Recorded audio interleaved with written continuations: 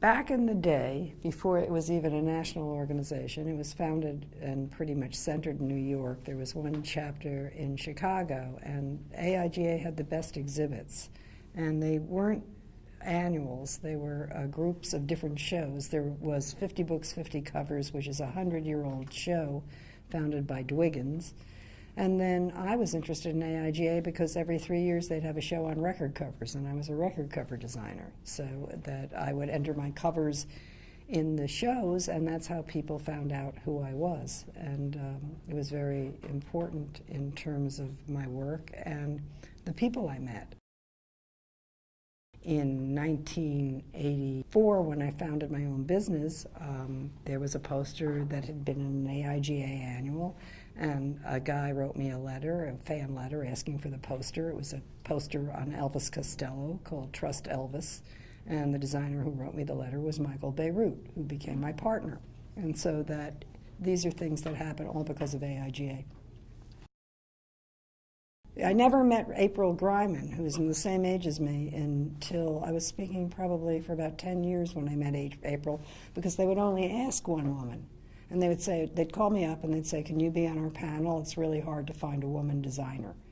And that was every invitation. And April was getting the same invitations. They did their one call, they were done.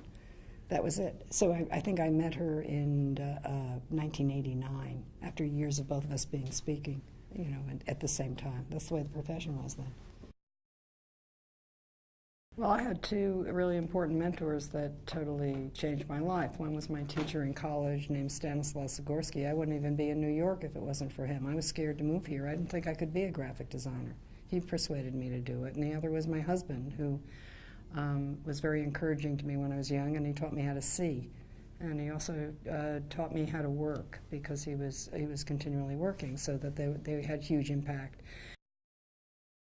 The networking, quote-unquote, thing is actually a bad way to talk about actually making friendships.